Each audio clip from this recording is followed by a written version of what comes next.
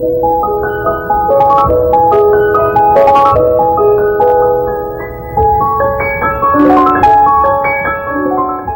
d'un siècle.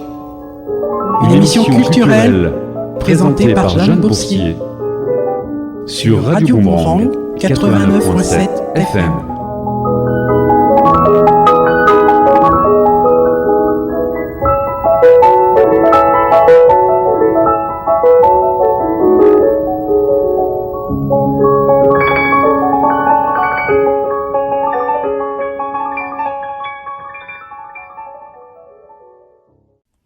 Bonjour à toutes et à tous. Jeanne Boursier pour Chronique d'un siècle sur Radio Boomerang 89.7 FM. Aujourd'hui, une chronique comparative entre celui qu'au XIXe siècle on surnommait Badinguet, j'ai nommé Napoléon III, et celui qu'au XXIe siècle je surnomme Macronet et que je n'ai évidemment pas besoin de nommer. Oui. Contre la terre entière, je soutiendrai jusqu'au bout que Macronet veut jouer au Badinguet. Faut-il lui rappeler que cela a plutôt mal fini pour l'empereur ?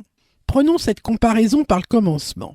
Macronet, lors de sa première investiture, a voulu montrer au peuple la grandeur de sa personne. Vous vous en souvenez peut-être, seul, à pied, Macron traverse la cour carrée du Louvre. La Marseillaise couvre les cris de joie de ses électeurs en délire. Les journalistes parlaient à cette époque d'un Macron se préparant à communier avec ses militants. Le blasphème ne leur fait pas peur. J'ai peu trouvé de caricatures de ce moment. En revanche, je vous conseille de regarder sur YouTube La Société du spectacle, une vidéo critique de l'artiste vidéaste Maximilien Ramoul. Personnellement, je trouve que cette investiture ressemblait plus à un délire mégalomaniaque qu'à une prise de pouvoir par un président de la République. Mais revenons 165 ans en arrière. En 1852, le 2 décembre exactement, soit un an jour pour jour après son coup d'État, Napoléon III entrait dans Paris en grande pompe. Je rappelle que Louis-Napoléon Bonaparte ne fut jamais sacré empereur. En effet, le 21 novembre 1852, il fut plébiscité par le peuple après avoir été proclamé empereur par le Sénat. Taxile Delors, ce journaliste que j'ai déjà cité dans de précédentes émissions, a laissé le témoignage de cette journée dans Histoire du Second Empire. En voici un extrait. Les paysans endimanchés, les jeunes filles de Saint-Cloud vêtues de blanc et grelottant dans la brume de la matinée du 2 décembre 1852, attendaient le lendemain l'empereur à la grille du parc pour lui présenter des pétitions et des violettes. Le cortège, après une courte halte, reprit la route de Boulogne qu'il traversa sous un immense arc de triomphe surmonté d'un aigle tenant un foudre dans ses serres. Monsieur de Persigny, ministre de l'Intérieur, chevauchait à droite de l'empereur, et à gauche le ministre de la Guerre, Saint-Armand, qu'un décret venait de créer maréchal de France en même temps que les généraux de division Magnan et de Castellane. Ce décret était motivé par leurs titres exceptionnels à la reconnaissance publique pour services rendus en décembre 1851. Le cortège, traversant le bois de Boulogne, au trot, franchit la porte Maillot et suit l'avenue de Neuilly.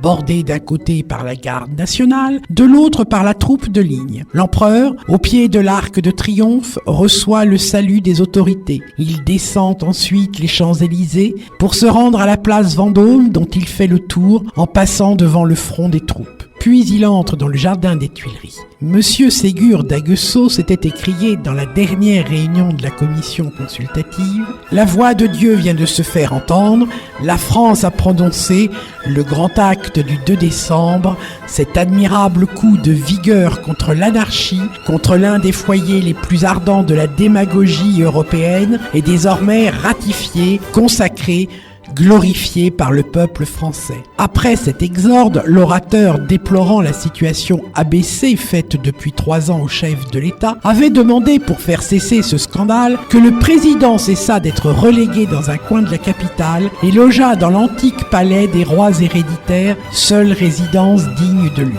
Le docteur Véron, serviteur non moins dévoué du prince, n'était pas de cet avis. Il conjurait au contraire Louis-Napoléon d'éviter cette demeure où l'on est exposé disait-il, à prendre le vertige. Le palais des rois héréditaires n'avait servi jusqu'alors qu'aux réceptions et aux fêtes de la cour. Les princes et les princesses de la famille impériale y attendaient en ce moment l'empereur à l'un des balcons de gauche du pavillon de l'horloge. Le prince Jérôme, le prince Napoléon, le prince Lucien Murat, le duc d'Hamilton se tenaient debout au balcon de droite. Le burnous blanc d'Abdelkader, auquel le prince président en passant à Amboise avait rendu la liberté, se détachait au milieu du grand salon étincelant d'uniformes et d'habits dorés. De riches tentures de velours cramoisi recouvraient les grands balcons du pavillon de l'horloge sur les deux façades du jardin et de la place du Carrousel.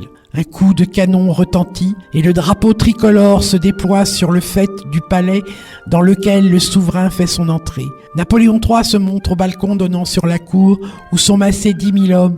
Les tambours battent, les trompettes sonnent, les soldats présentent les armes. Le ministre de la guerre lit le plébiscite qui rétablit l'Empire. Un petit intermède avec ce qui fut considéré comme l'hymne national sous le Second Empire. Partant pour la Syrie, une chanson écrite en 1810 par Hortense de Beauharnais, la belle-fille de Napoléon Ier et la mère de Napoléon III. Voici ce que Pierre Larousse, fervent républicain, écrivait à propos de ce chant national. Napoléon III et les membres de son auguste famille n'ont pu faire un pas en France et à l'étranger pendant 18 ans sans que tous les cuivres de la localité leur sonnassent aux oreilles l'air de la reine Hortense. Cela passait pour leur être fort agréable. La révolution du 4 septembre nous a enfin débarrassés de cette écœurante mélodie. Voici donc, partant pour la Syrie, surnommée la reine Hortense.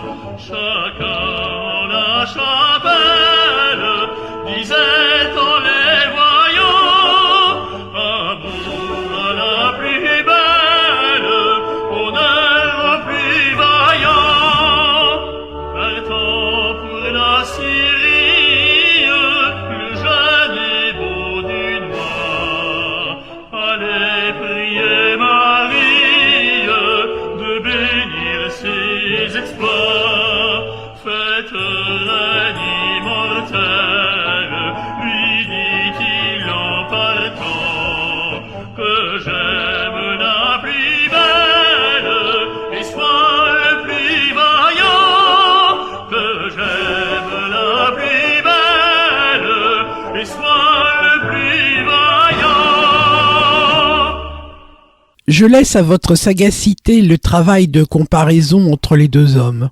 Un autre point les rapproche Macronet de Badinguet, car vous avouerai-je que j'ai plus d'indulgence envers le second qui a laissé, malgré tout ce que l'on peut reprocher au Second Empire, une histoire littéraire, sociale, économique, artistique, musicale, etc. Alors que l'ère macronienne ne laissera que ruines dans les mêmes domaines. Ce point donc est la femme.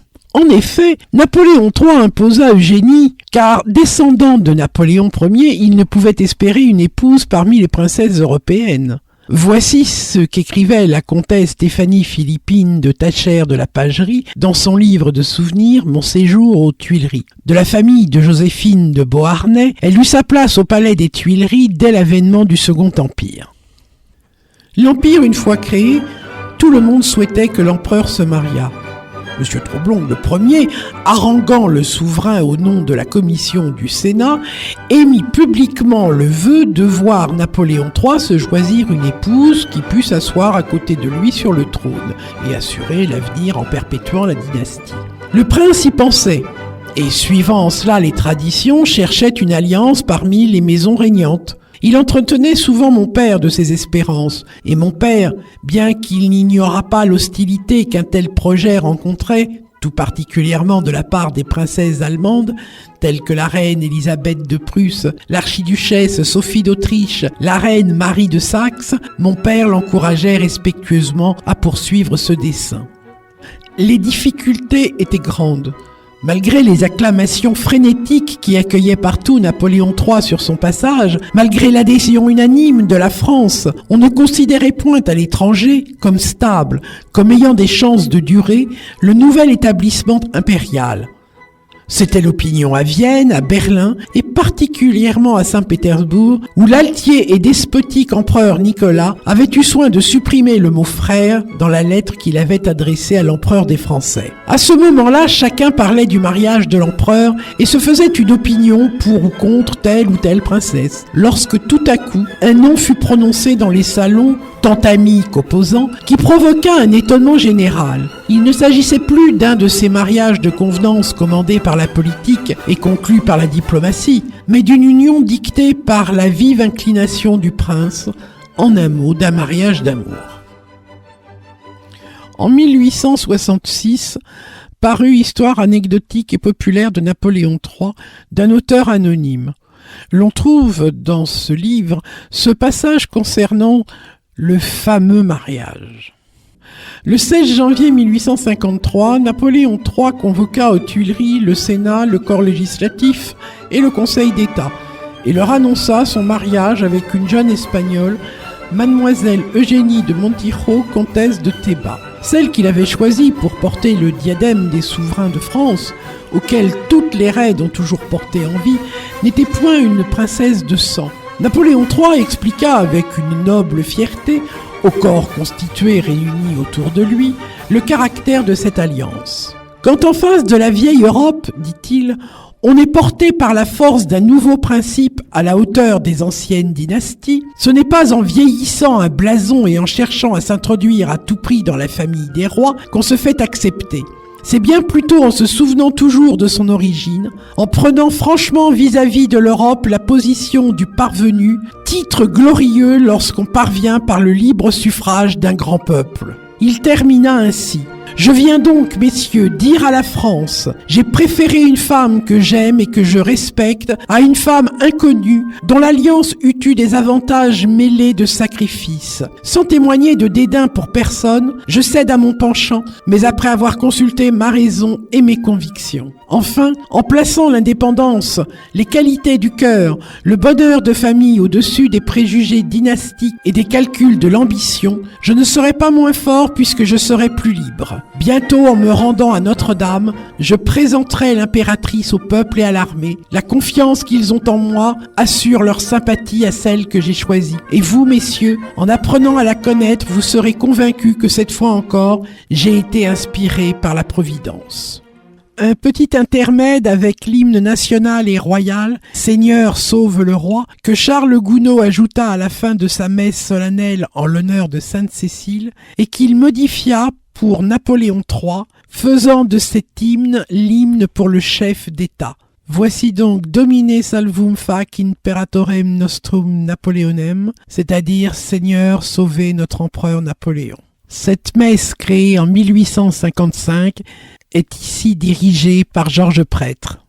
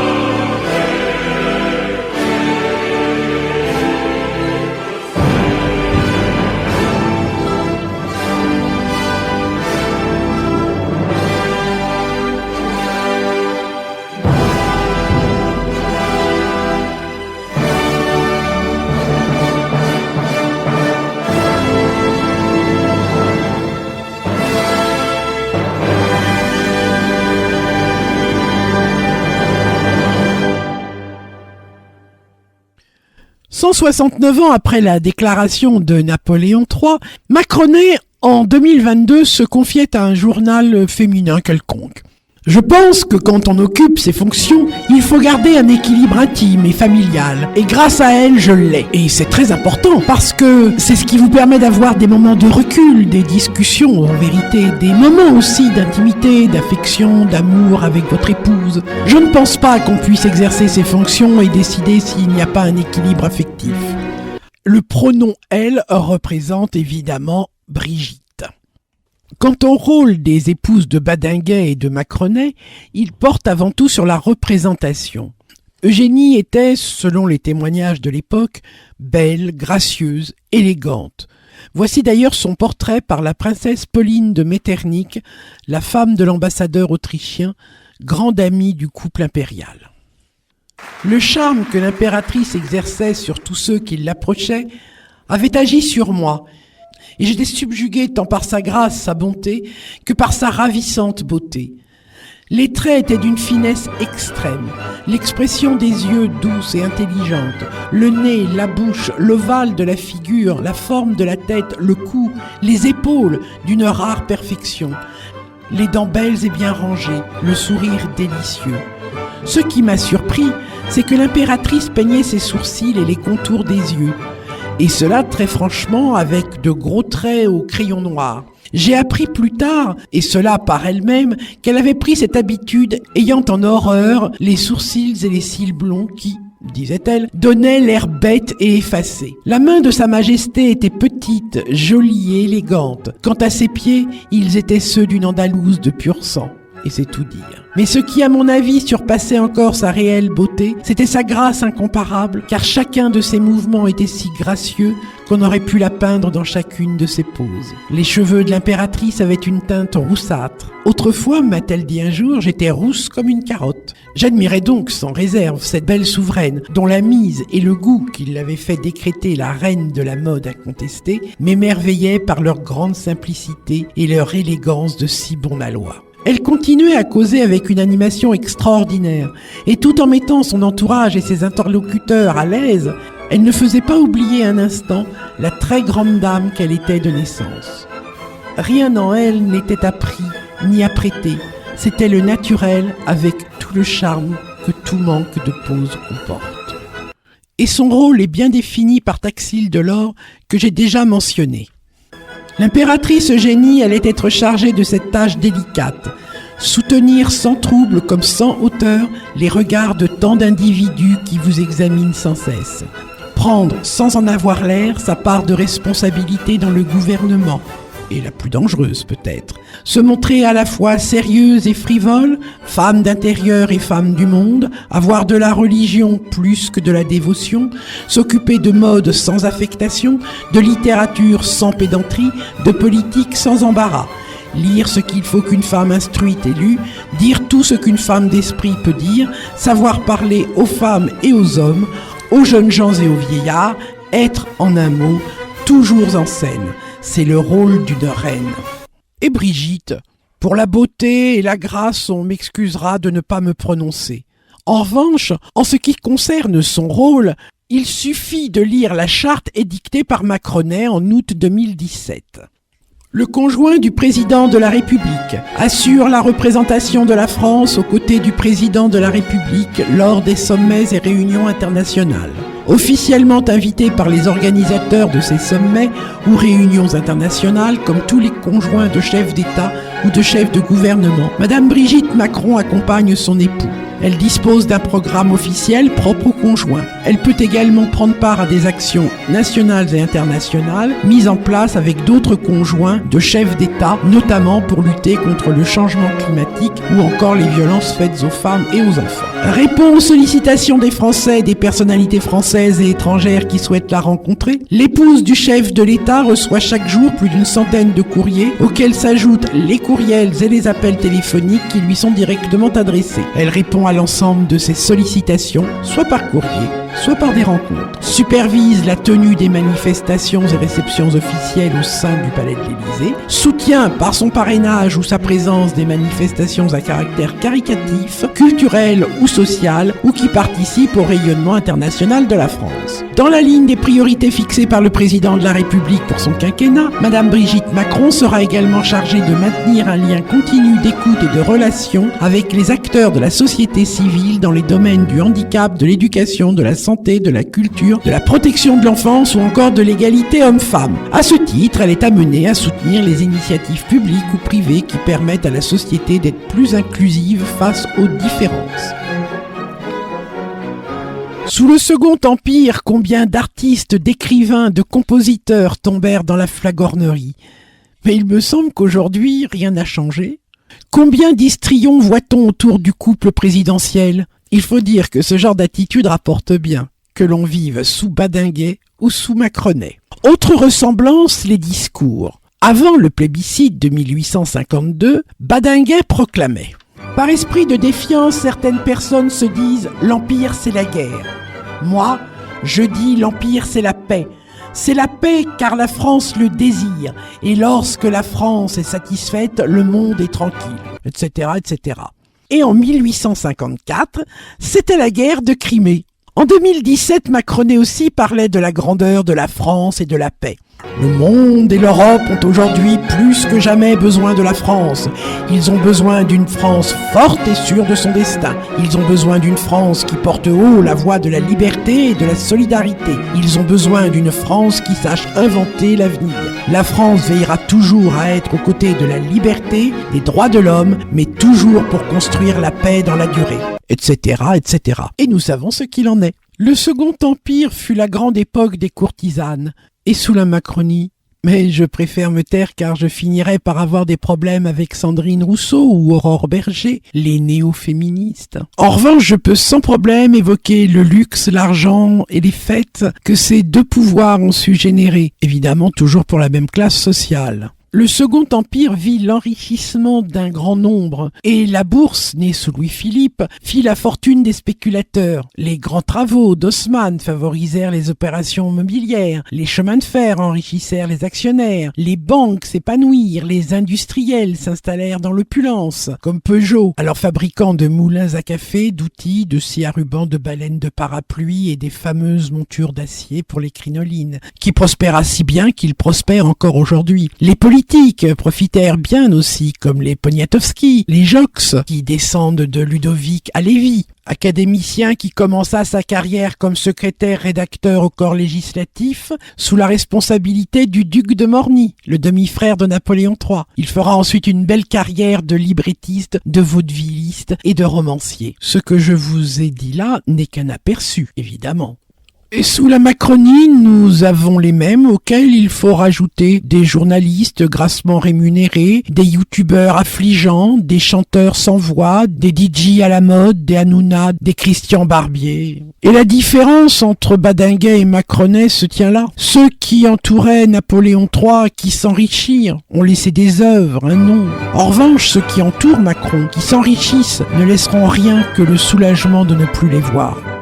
À la veille des événements de 1870, la cour impériale n'avait rien perdu de son éclat.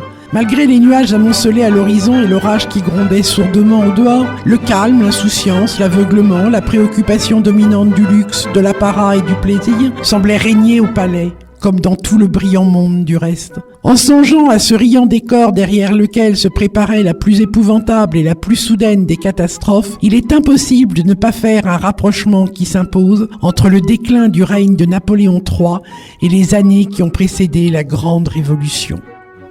Se souvient le comte de Mony, dit Z, dans Souvenir du Second Empire, écrit en 1889. Depuis 2017, l'indécence des actionnaires du CAC 40, l'insouciance des nouveaux riches qui poussent comme des champignons, le luxe de l'Élysée et de ses satellites, le décor d'opérette que diffusent les chaînes étatiques ont caché la colère qui éclate aujourd'hui.